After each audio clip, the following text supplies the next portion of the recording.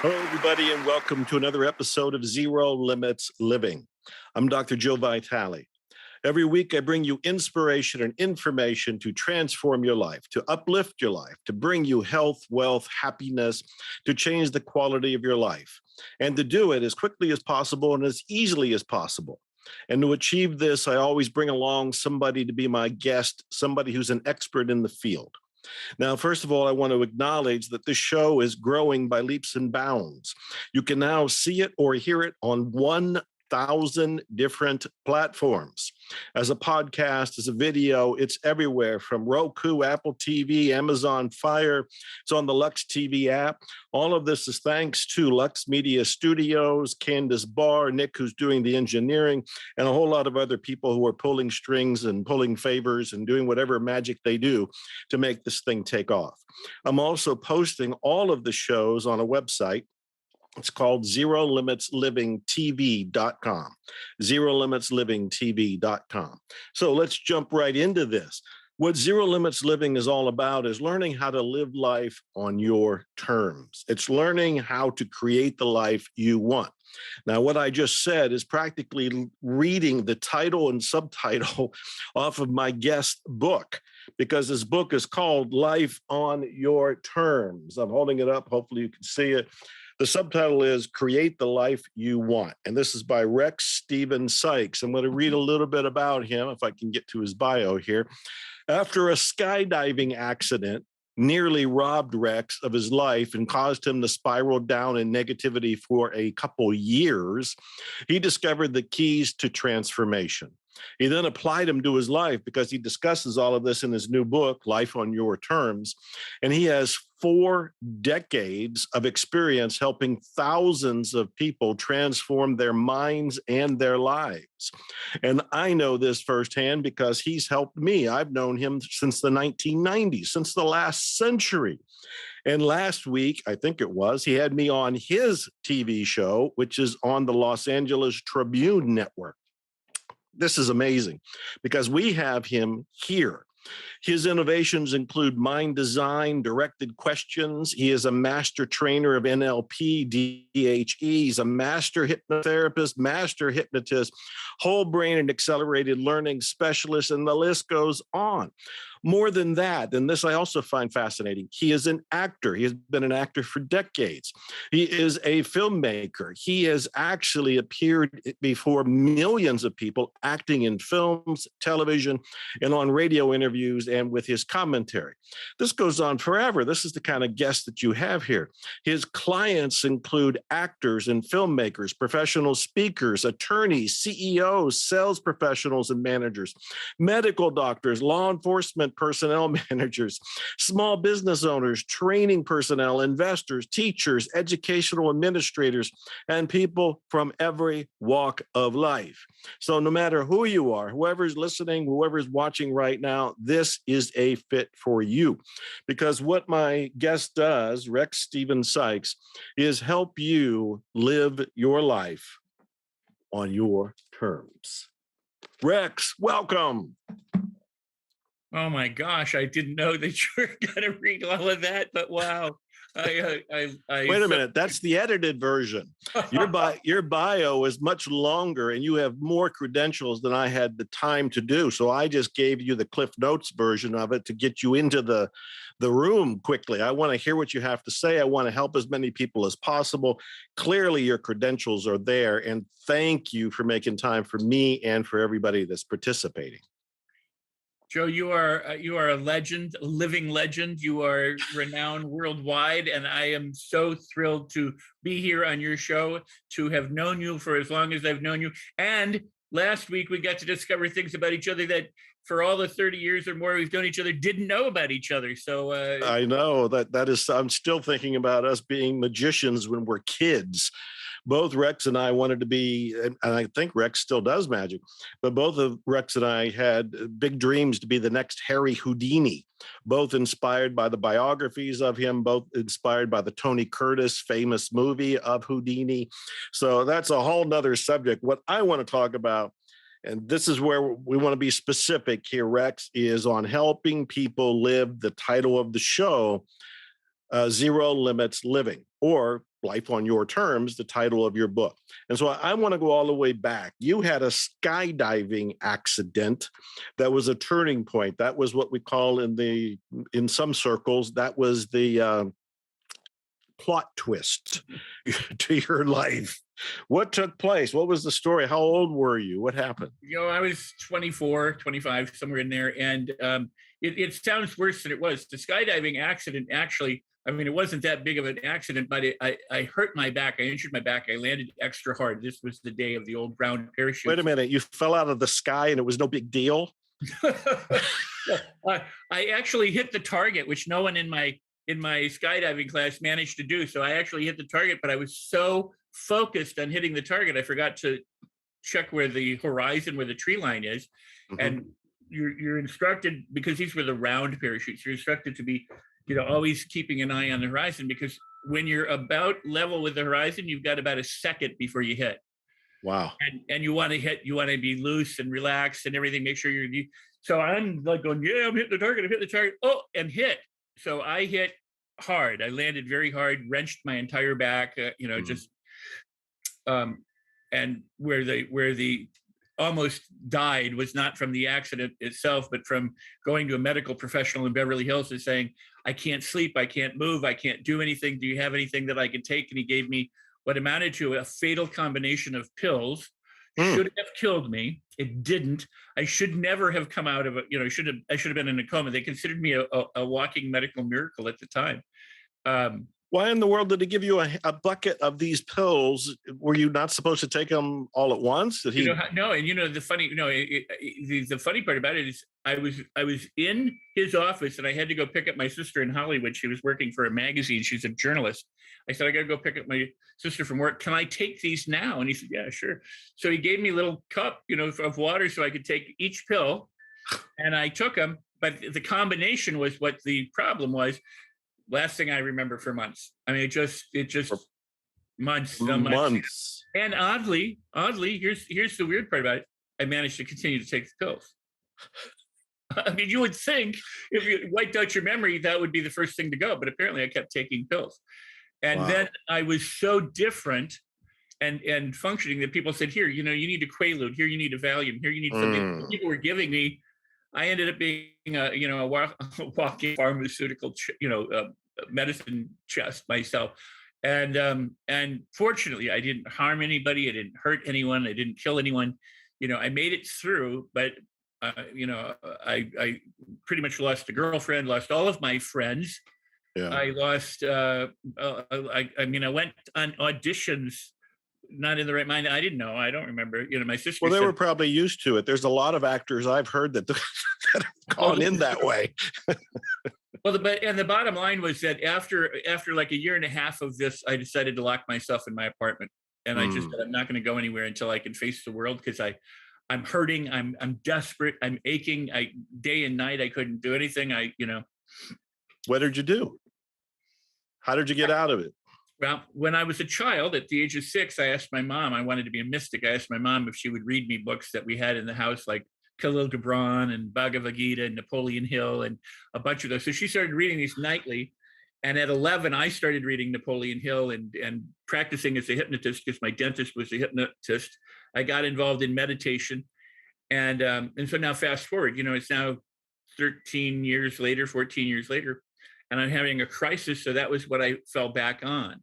And the one thing that I learned really about myself, Joe, was I knew all this stuff. I had it in my background. I read it every day. I've read Napoleon Hill every single day, almost every single day, with the exception of about a year and a half of my life, from the time I was 11. That's 55 years or so. Wow. Right. But I hadn't applied it. Yeah. I knew it, but I didn't apply it regularly. I would meditate, I would do these things. So I locked myself in the apartment with the idea that I was going to visualize, I was going to affirm, I was going to do all of these things. And what I realized after about 3 weeks of doing this was that I was saying things to myself like, why did this happen to me? What did I do to deserve this? How come I'm so screwed up? How come she won't take me back? How come all my friends? And about 3.5 weeks into that, I realized I was asking these questions, and I didn't want the answer to those questions. I wanted the answer to how soon can I get better? How quickly can I recover? How easily can I go out and become confident again? What do I need to do in order to do that? And when I stopped, this is why I call it directed questions. When I stopped asking the crappy questions that led me down into more negativity and started saying, how quickly can I discover myself changing and transforming? How soon can I get out of this apartment and go out and live my life again? How much fun can I discover while I'm going through it? As I started to ask these questions, I started to transform. And within about another 3.5 weeks, I walked out of the apartment. And I always tell people I kind of emerged like a butterfly, after, or a toddler, I mean, I didn't come out like I'm Superman, but I came out with the ability to face the world, to claim my life back, to go back and win back all of my friends. And yeah, I mean, it was really amazing. So, but it was the power of directing my own mind and applying the stuff that I had learned that I had never really applied before. So this is amazing. This is inspiring. I'm marveling at everything from you're 6 years old and you're asking your mother to read Napoleon Hill and the Bhagavad Gita to you. Were they already reading it? Was it already in the house? No, you and I talked about this. At 4, I discovered the Marx Brothers watching the movies with my mom. And at 5, I discovered Houdini. And so I wanted to be a magician. But I was raised Catholic. And so in the Catholic Church, at that time, Mass was primarily in Latin, and it was all this pomp and circumstance. And I just figured, and I'd been in acting class since I was 3. So I just figured that that the priest had this mystical connection that I didn't have. And I wanted to have this, I felt like I wanted to, it's weird. I wanted to be an actor, a magician, and a mystic. I kind of managed to be all 3. Right, you have. But so I just said, what do we have around the house? And she was reading Khalil Gibran, so she started reading that. And then they did have like the Bhagavad Gita. They did have Napoleon Hill. They had Norman Vincent Peale. They had a few other books around the house. Mm-hmm. And so they started reading them. And then it was just a matter of going to the library and finding more books. And at the age of 11 or so, you were reading these books on your own. Well, by that, yeah, because it was Napoleon Hill, and then the Magic Mind Power by, I can't think of his name right now. We're too big. And then a lot of the hypnosis books of the day, right. And then you. And you discovered the directed questions because of the skydiving accident, going through misery, locking yourself in the room, wanting to figure out all of this, realizing that you hadn't actually applied what you were reading. And I relate to it. I read Think and Grow Rich when I was homeless and threw it against the wall because I was still homeless. Yeah. And I was thinking, well, what's wrong with me? What am I missing here? And of course, there is the understanding of the principles and the application of the principles. But your discovery directed questions, neuroscience today will back you up. Yes. But then, with 24 years old, I don't know what time period that exactly would have been. Late 70s, early 80s. Okay, I would have guessed that. 70, yeah. Yeah, how did you come up with that? That this is a major insight you're doing on your own. This is a breakthrough. Well, I like I said, I was constantly, sitting in this chair, and I was visualizing, and it worked. I mean, I felt better, and I would be affirming and say, I'm confident, but I didn't feel it. Yeah. I mean, I'd go, I'm confident. I later, within a couple of years, I started teaching this. I mean, I didn't invent questions, but I started teaching it. I wrote an article, Why Affirmations Don't Work. I wrote another one, Why Visualization Doesn't Work, based first and foremost on my experience. And what I said at the time, I've amended it somewhat, but you can still find these articles. But is that, if you set a conflict up, if I assert something but I don't feel it, then I'm bound to either give up or feel like I'm a liar. And what I recognized, and I don't know how I recognized it, I mean, this is coming off of a drug stupor kind of thing, but I just understood at some point that I just didn't care why things were shitty. I got it. Yeah. I wanted to find the solution. And when from going, why is it bad, to how do I make my life better? It wasn't just saying why do things work out for me, or what if things were different for me?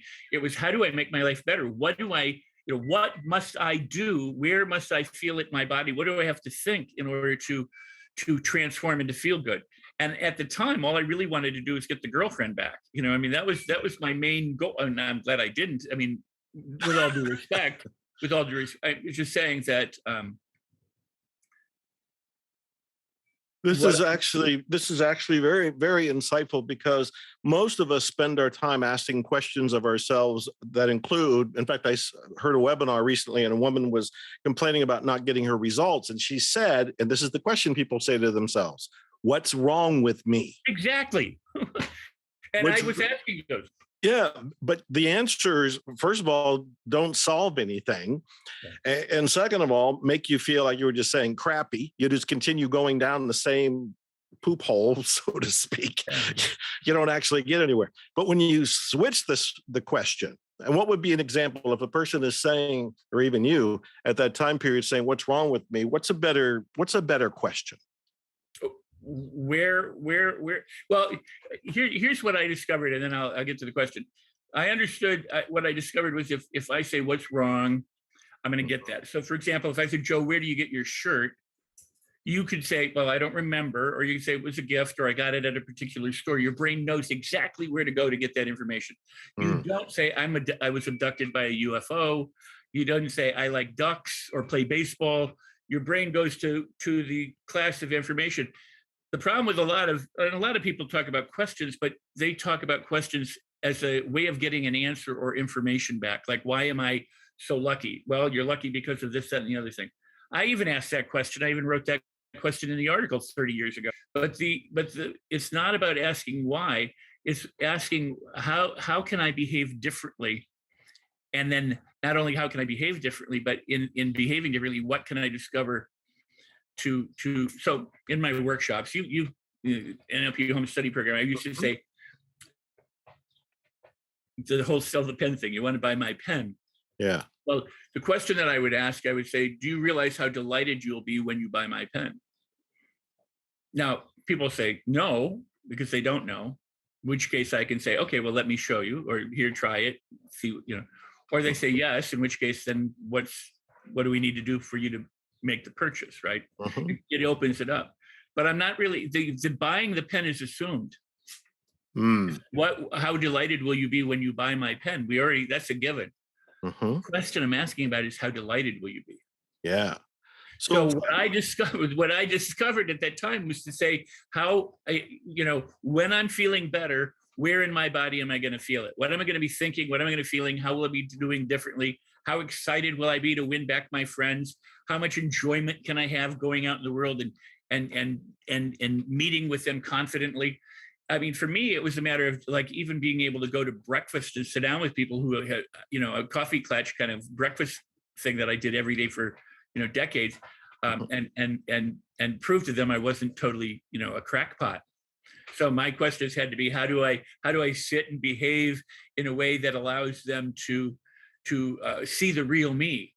And how excited and delighted am I going to be to discover that I can do this, as opposed to how long is it going to take, or what's wrong? So what I'm hearing, and I'm just going to put this in my own words, and then you correct me or refine what I'm saying, or tell me I'm completely wrong.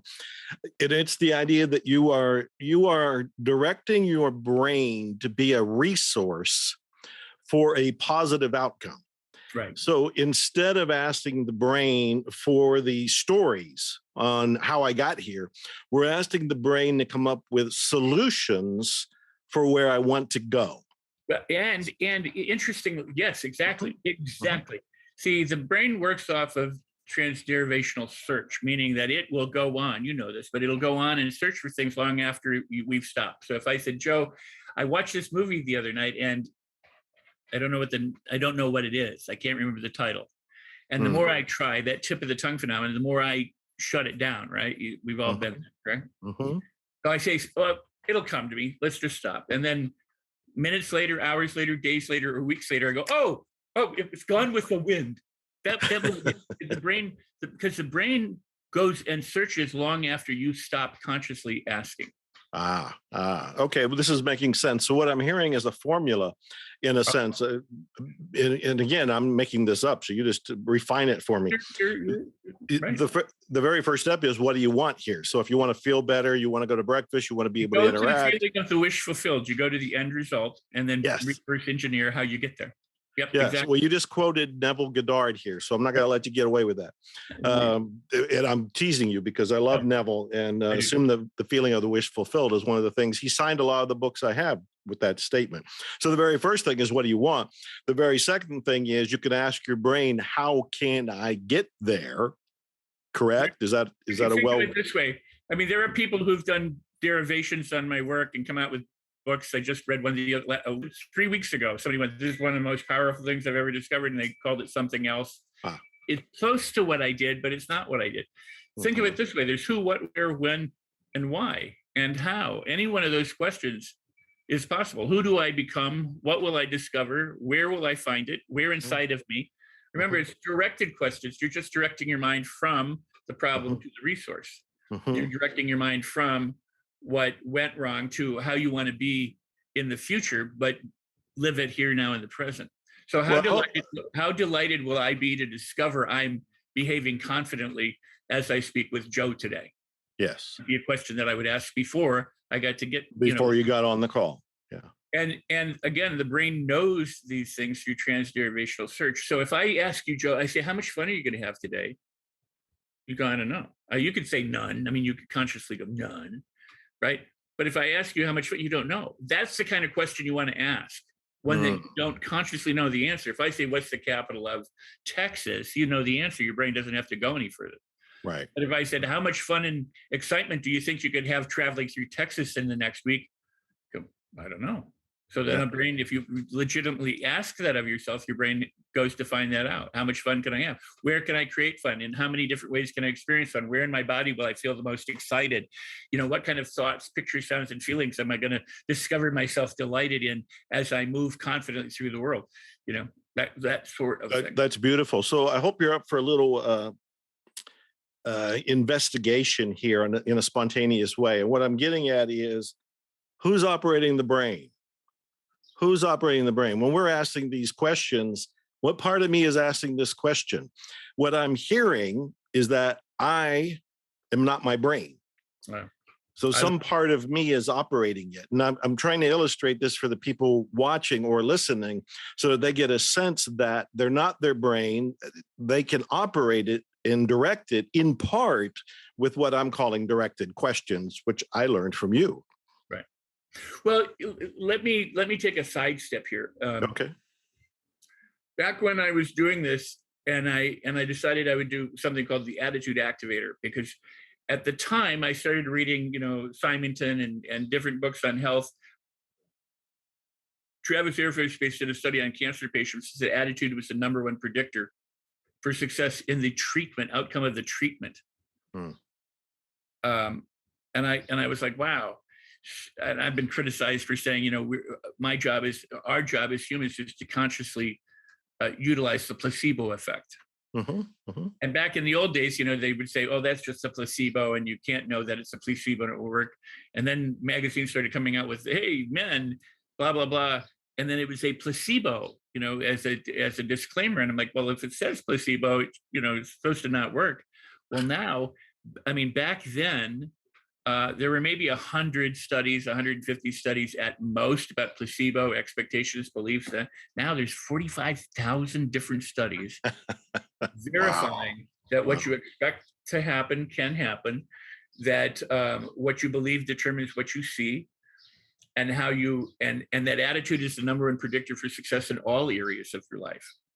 So health, wealth, happiness, healing, you name it. So I came out with the Attitude Activator years ago, which uses directed questions and what I call universal sounds, which are particular sounds that we use when we speak, like, oh, wow, those kinds of things, which open up our neurology versus the sounds like, I'm not so sure, nah, which tend to close things down.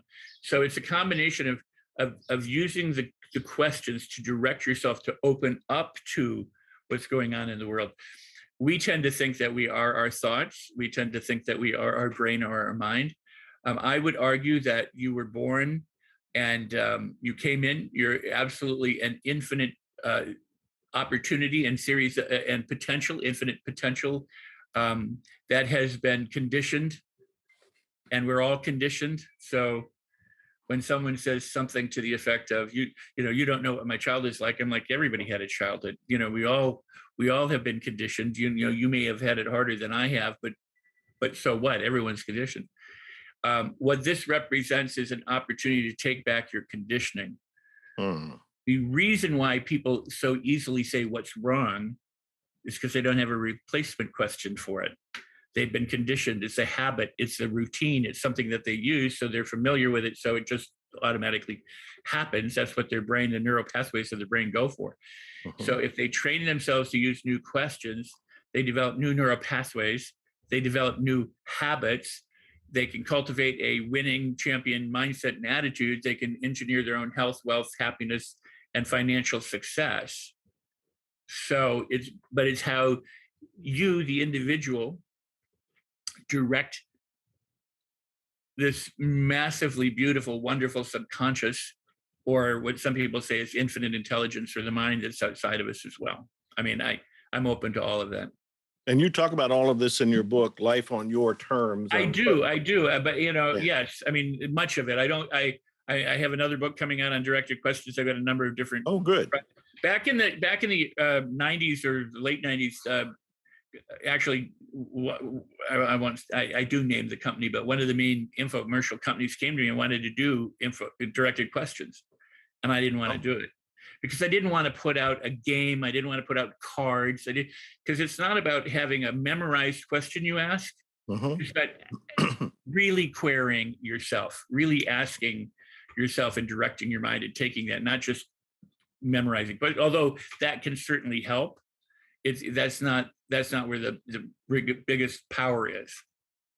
This is amazing. Okay, you mentioned placebo. We can talk for an hour or more easily on that because I am fascinated by the placebo. I have one of my medical doctor friends who's got a lot of experience in the Western medicine who says all of medicine is the placebo effect. Yep. All of medicine.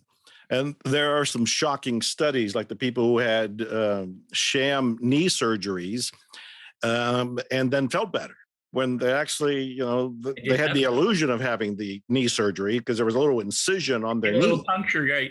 Yeah, but there was actually nothing that took place. And I have a friend of mine, as an experiment, he sells, and you can find them on Amazon, placebo pills. Yeah.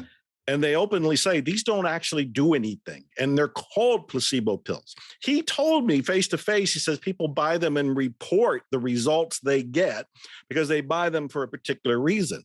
And I actually have started wondering, as a copywriter, which is where I started with hypnotic writing and hypnotic marketing, if all of copywriting and marketing is the placebo effect. If I do a really great job in describing in a sales letter a product or service and what it will do for you, and I succeed, you will believe it before you even get the product. When you do get the product, it will tend to give you what you want because you already believe in it. Given all of this, how do we direct the placebo effect to be in our favor? People watching right now, the show's called Zero Limits Living. How do we apply that so somebody feels like they're stuck in their job, they're stuck in their relationship, they're stuck in COVID, they're stuck in some way, shape, or form, and they're going back to the story of this is me, this is how I was born, this is my DNA, this is my family, this is my environment. I know it's a big question, Rex, but I'm putting you in the hot seat and going, help. Well, first off, I completely, I mean, this has been a premise of mine for at least 30 of the 42 professional years, you know, doing seminars. Because when I went through what I went through, and I've gone through things as well, but when I went through that initial time and discovered the power of my own mind to direct things, I became really fascinated with it. I mean, I did every kind of self-help workshop group, every mentor, coach, you know, you name it. And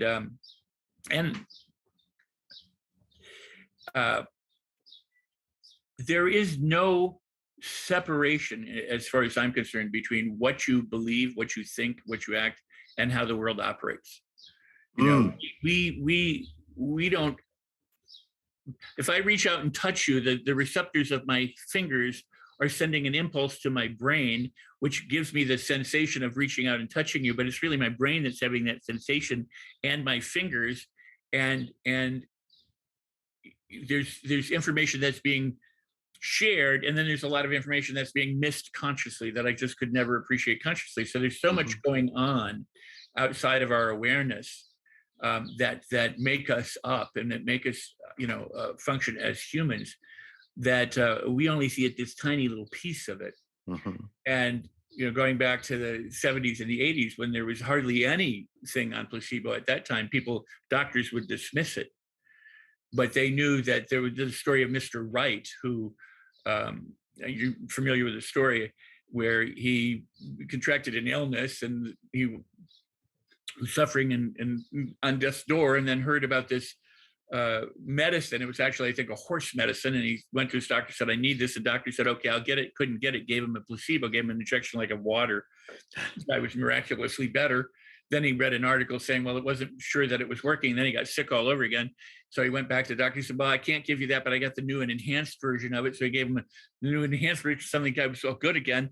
And then somebody said, oh, all of this whole stuff is, crap. And the guy believed that. And then he ended up dying. But that opened up the doorway for so many people. Even Hill talks about the guy, who said, this will be the death of me. This will be the death of me. And he goes, the doctor said it will be the death. So for me, I always use the juggling metaphor. If you want to learn to juggle, you got to realize you're going to drop some balls, and that's just part of it. Okay. But if you really want to juggle, you have to keep doing it. And after a little while, you get better. And the more you do, the more you can do. And you become more capable. And pretty soon you get really good at it. And somewhere down the line, you're sitting on a tightrope, balancing on one chair leg, keeping stuff and juggling at the same time. You have mastered this. Yeah. Well, what we've done is we've mastered feeling bad. We've mastered feeling inadequate. We've mastered lack. We've mastered, being depressed. We've mastered being all these different things. There are habits. And now it's an opportunity to master something new. The good news is you can absolutely do it. Brain science and everything verifies that, hey, you know what, this is absolutely possible. Neurons that fire together, wire together. If you start, moving in a different direction, and do that routinely, consistently, repeatedly, correctly for long enough, you'll develop the habit. The issue that the conscious mind for people don't like is that you got to do it. You got to do it. You got to do it long enough. And they'll go, well, how long? You go, until it's a habit. And so they'll go, well, is that 21 days or 66 days? Or some people say a year or 2, until it becomes a habit. And that's what I had to learn in my life, is I would dabble and then I would quit. And I would go, well, that didn't work, or I've tried everything, which a lot of people say. But if they do one thing, if they start asking themselves questions today that direct their mind, how can I feel better? And how many different ways do I feel better? What can I discover? How soon will I notice myself feeling more alive or more wonderful? Or how can I put more smiles on my face throughout the day? Or what's going to tickle and delight me? And where, when I'm feeling confident, where do I notice it first or third or fifth in my body? What are the sensations and feel, that kind of thing. Then what they do is they start building a library for these new neural pathways. They start building, the mechanism. And then ultimately, here's the good news. The old habit is overwritten by the new habit. So instead of going immediately to what was wrong, you can go to, well, how many different ways am I resourceful? Or, oh, this is cool. Now I have a new opportunity to do something and it'll work out to my advantage. It really, the beauty of all of it, when you activate your attitude, when you develop a champion mindset and you let nothing stop you and you live by zero limits, you find that is how you live, that becomes the way you live your life. And old was old. It's like you don't put new wine in old wineskins, you put new wine in new wineskins. The most beautiful scripture I sometimes think is Jesus talking to the Pharisees, who said, you have to wash the inside of the cup and the dish, and then the outside is clean, and it's from within to without. Yeah, that's beautiful. I was thumbing through your book again. Of course, I did write an endorsement, eye-opening, empowering, right on the front of the book, and I think I'm on the back too.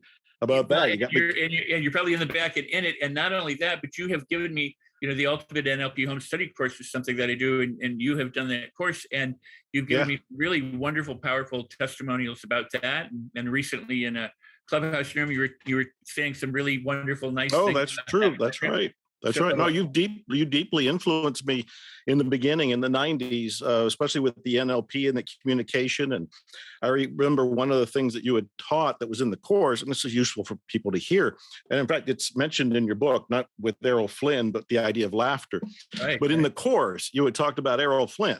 Right. And Errol Flynn in Robin Hood stood on a rock with his hands on his hips and was going, ha, ha, ha, ha, ha. It was like he was king of the world. It didn't matter if anybody was coming after him. He was invincible. And of course, he was mentally invincible there, which helped him carry it out physically. And I always remembered that, Rex. I actually bought a photo of Errol Flynn at one point, put it in a frame, which I think you actually suggested in your course. And I might even still have it. I had it in my other office and I would look at it. It would be a reminder that I can shift my state, my being and everything with a laugh. And that came from you, from that course. And then as I'm looking at this book, you have 31 different ways to change your feelings. And number 2, move, walk, skip, run, dance. Before I got on here, I moved, I ran, I skipped, I danced. Get a massage is one of them. Number 5, play with a child or a pet. We have a French bulldog now, and I was just playing with it. So 31 different ways right here in the book, people, life on your terms. Now, we're going to run out of time before any time goes by. And think about that question. And I have to ask you about your acting, because this is something I don't have a lot of experience with. I did act in one independent movie a couple of years ago, and that's a whole separate story. But you've been doing this for decades. Have you applied? This is the key question. Have you applied this life on your terms, all the things that you've been learning and studying and teaching for 40 years to acting? And if so, how did that work out for you? Or give me an example. Give us a story. Tell us about a film or something. Wow. So it's an amazing thing. I learned more about neurolinguistic programming before neurolinguistic programming existed as a study or field from an acting coach of mine in Los Angeles, a woman named Lillian Chauvin, a French lady. And from my exploration of the different acting methods in schools and different teachers that I worked with, to go forward and backward a little bit. What I want to do is I want to simplify things. There's in the NLP home study course that you did, there's the Errol Flynn, there's laughter, there's dance, there's movement, there's contralateral movements, how you use the body. There are directed questions. Every morning when we came in, people asked, what's good and what's new was the question we would ask. We would stand around, throw a push ball, go, what's good, new? And the idea was to answer in the present. We would do directed questions at the time, using and directing our tonality so that we would learning multiple things at one time. We do that before breaks, after breaks, before lunch, after lunch, before dinner, after dinner, and before we went to bed at night. And then we'd have laughter trance at nighttime. And I mean, all these things. The point is that a lot of systems teach people all these complicated things and these procedures and these steps and everything. Hey, look, if you just add laughter and smiling to your life will change. If you dance and play with a dog and do things, your life will lighten up. If you ask yourself questions and affirm things with feeling, I mean, the reason why affirmations don't work is because people use them by rote, as opposed to going, I am a champion. They go, I'm a champion and I don't feel it. Yeah. So I want to keep it very simple. So, I apply this to acting, but I got so much from acting that I applied to this, using the body as an instrument, using your tone and your voice to be able to say congruently, I am or whatever it might be. So I've always recommended, and I've taught acting in Los Angeles and elsewhere. I still do. I taught at the university and different things. Acting, presentation skills, how to transform your life, because all of this works together in beautiful ways. There's a movie I did a while back. Somebody came up to me and said, I don't know how you do that, because the industry has changed so much. And I'm like, what? They go, well, in the old days, they would the director would look through a viewfinder and they would film. And then he would ask the camera person, the DP, the director of photography, is that good for you? And they say yes or no, and then shoot it again or whatever. But now they have what's called Video Village, where they're watching through a monitor and everything is digital. So they might say, okay, action, stop. What? Something went on in the background. Okay, action. So, nope. Can you move to your left? Okay, so you move a little bit to your left or to your right. Okay, ready. Oh, cut. And so you might be interrupted 50 times. You might do the scene 30, 40 times where, because it's digital, it doesn't cost anything like it used to when you were chewing up film. They can do it. So there's a lot of actors who aren't able to adjust. And I said, this is what I love. This is using everything I know in the moment to be congruent, to deliver what I need to deliver, to be in character, and to not let any of the surrounding throw me. And whenever anything is, to think on my feet. I mean, it's like problem solving on my feet. And I love that. And there's wonderful actors just said to me, he said, I'm thinking of quitting because I can't do this anymore. I mean, if they interrupt me, I can't remember my lines. So I'm like, I thrive on this. So, attitude really is everything. And so in every field, every part of anyone's life, the better your attitude. And how do you get a good attitude?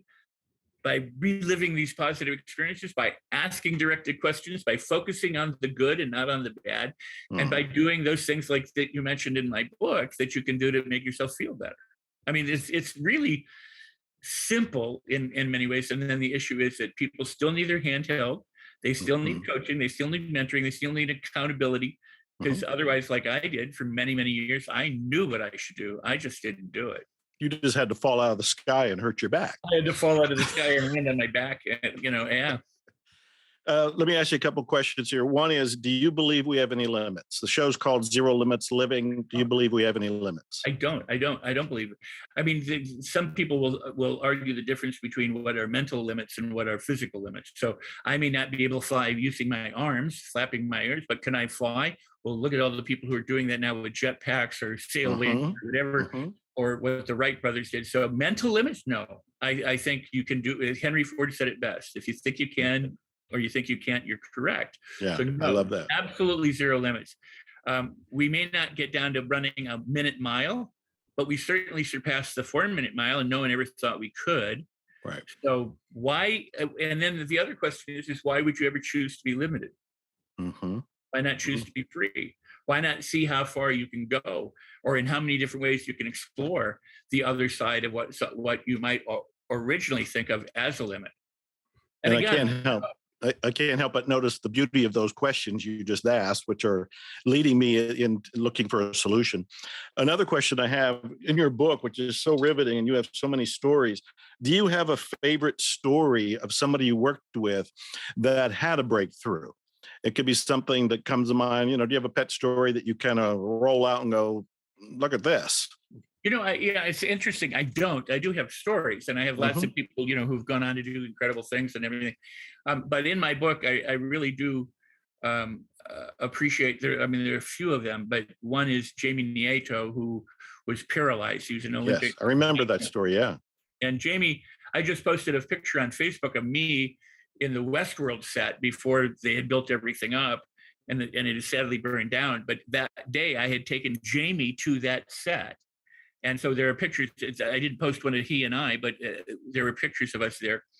And we went to the movie that's coming out on Father's Day, Shooting Star. We went and visited Peter Shereko, who produced that. And Peter said, Rex, can you work in this TV show for Hulu tomorrow? And I said, no, I'm leaving town. I got to get out of here. But maybe Jamie could. And they gave Jamie a part in the show. And so Jamie is an Olympic high jumper who competed twice. I think 2008 and 2016, he missed the 12. And then after the Olympics in 2016, he was paralyzed in an accident, quadriplegic. He could only move a little bit of his chest muscle and his left pectoral. And when I found out about it, I said, I immediately phoned him and said, if anybody can change this, you can. You're trained as an athlete, your attitude, everything. He said, well, Rex, as a matter of fact, I'm starting to see improvement. And I met with him. I'm going to guess about a year after his accident in Pasadena at a restaurant. And I was in the restaurant and I watched him exit the car using a walker, come into the restaurant. It took him more than a half an hour because he had to move every muscle consciously. Wow. and deliberately. And his then fiance, also an Olympic champion, who was a contestant on America's Got Talent. I mean, this is an incredible duo, right? He's a writer, he's an actor, he's on a TV show on the BET network. I can't think of the name of it. He is moving, he's up. His goal was to walk his bride down the aisle on their wedding, and he did accomplish that. And now he moves and walks. He still has some way to go, but I mean, this is a man who said, "No limits, zero limits. I will do this. I will do this again. You can't hold me back." And his faith in his own ability and his faith in his God have seen him through. That is so beautiful. I got chills hearing about this. Oh, I love him. He is so marvelous. What is a question that you would wish I or somebody would ask you, whether it's in this interview or any interview? You've been waiting. It's like, when are they going to ask this question? Wow, that's a great question. How much, I mean, everybody talks about, why do I say that there's no such thing as self-sabotage? Yeah, I saw that in your book, and that was actually a question I was going to ask. So thank you for bringing it up. Why do you say in your book that there's no such thing as self-sabotage? Well, because gravity only works in one direction. Although, oddly enough, when gravity pulls on us, we apply a force on the planet as much as the planet pulls on us. So it's a synergistic. There's cause and there's an effect, right? There's gravity and then it pulls. So, but it only moves in one way. It doesn't repel, it always attracts. So the brain, the same way. The brain only works to serve you. It's a servant, and it's only learned what it's learned through its conditioning and through its habit. So it does whatever it does. We talk about thermostats and set limits and those kinds of things to maintain homeostasis. So if the temperature in your house becomes 72 and it's set for 70, it will correct to 70. It's not sabotaging your house. It's doing what it was designed to do. Your brain can only say yes to you. So if you say, "Why am I stupid?" your brain go, "Well, here's why. Because when you were 4, you put your head in a toaster. You didn't have the right education. Your mom and dad did this. You don't have that." If you ask yourself questions like, "Why am I so wonderful? How many ways are things going to work out?" Your brain go, "Well, here. Because." But again, it's not about information. Your brain will do whatever you instruct it to do. And the problem with most people is they've instructed it to do bad things. And then they blame themselves for those bad things. They go, "It's not me. It's not my instructions. It's me sabotaging myself. And I don't know why I sabotage myself." And the answer is because you didn't take control of the mechanism and teach it what to do so that it serves you the way you wish to be served now. When you were a child, you thought of a child, but now that you're an adult, you need to act like an adult. Right. And so you have to take control of the mechanism. In the last couple of minutes we have, what's a takeaway or a to-do that you want people to act on? If they're excited right now, we want them to go get your book, Life on Your Terms. It's on Amazon. Your website is rexsikes.com, REXSIKES.com. But is there a to-do or a quote you want them to think about? Something that you want them to, That's a great question. I want them to get the attitude activator. I swear to God. How do they get the attitude activator? They go to rexsikes.com, REXSIKES.com, and it's right there. There's my programs. There's My Design, the Ultimate NLP Home Study Program. Dive into the course. I mean, actually, start learning things from the beginning. Get some hands-on coaching. We've got an ongoing program right now. I do live Zoom events and question and answers with the groups and people that are in the program. And so I'm always there for support. And this is a promise I make for as long as I'm on the planet. So there's that. The Attitude Activator is a powerful program because what it's designed to do is to help you activate your attitude. And the first thing is I'm so happy with this program because I took more than a year to script it and write it out. It's a program that you listen to with headphones. You sit in a chair, you take some time. And what it does is it guides you through the process. And when you learn the process, you actually learn the procedure, the method, the blueprint for being able to get unstuck and move forward. And it's kind of like if you can remember stop, drop, and roll running from a burning building, well, you can remember how to do this. So it teaches you how to do it while it's helping you do it. And so after a while, it's designed to do away with itself. And a lot of people have, no smoking tapes, no biting nails tapes, Right. confidence tapes, attraction. They have all these things. I'm too lazy for that. I wanted to do one thing that someone could use, that one thing, for multiple reasons. So the attitude activator, you can use it for anything you want. I've got people using it to gain weight, to lose weight, to get up in the morning, to go to bed at night, to feel more confident, to relax, to feel peaceful, to be happy, to stop biting their nails, to make more money, be healthier. So the attitude activator is a powerful program, and it will introduce you to the idea of everything. But again, it's not an informational tape. It's a process tape. It may be a little bit different than most people, are used to, because it's got two voices going on at the same time, and sounds and noise. Beautiful. And different things. So it's a powerful process. I have people who listen to it twice a day, every day. And I've got people who've done that for 20, 30 years. Every now and then I get a letter. Somebody goes, "Oh, I've worn out. It was originally an audio tape. I've worn it out." Then they got the CD, then it's online, and they keep buying it to people. They give it a gift. It's a really powerful program. You're amazing. You're amazing, Rex. I love your book, Life on Your Terms. I'm going to go to your website, rexsikes.com, get the activator right there. Do you have any last words? Keep the faith. Always know, that you are able to do anything. Don't let limits ever limit you. Good. The only way that you get through things is to go through things. And sometimes it may seem, difficult at first, but anything worth doing was difficult at first. Yeah. Learning how to feed yourself, even learning how to roll over, walk, learning how to feed yourself, the ABC, all seemed difficult at one time. Now you do it without even thinking about it, without batting an eye. And so if you're having trouble or struggling, know that someday you get through it. You will have mastered the art of getting through it and living a life without limits and activating your attitude and living life on your terms. Then the world's your oyster. Make it yours. You're here. I don't care if you're here 1,000 lifetimes or you're here once. Each one should be special and unique and a celebration. Well said. Rex, I cannot wait until we go to my favorite restaurant out in your area, the Stinking Rose. Yeah. And we eat so much garlic, people know it for the next 3 to 7 days. And that we do magic tricks for each other. We swap stories about very colorful people and events, some of which actually happened.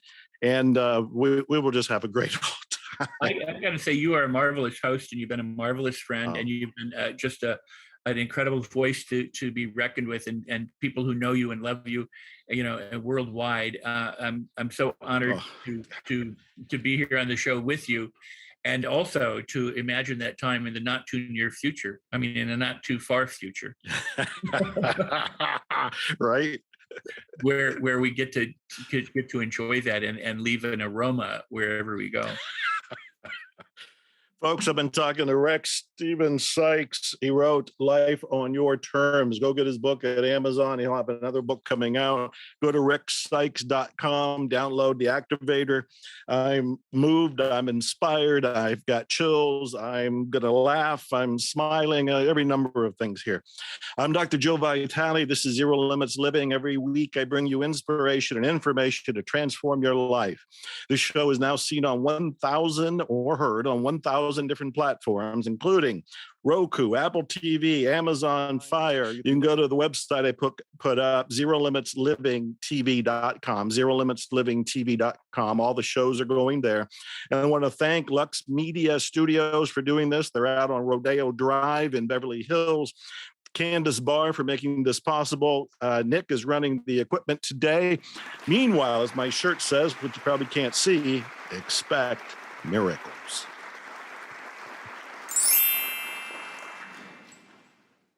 Glutathione is a big word. It's the body's own master antioxidant.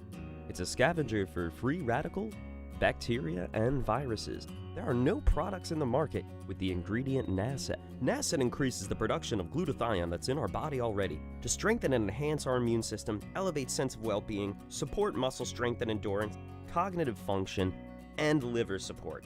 It helps with increased energy and blood sugar regulation. Get your bottle of GSH Plus from www.salvationnutra.com.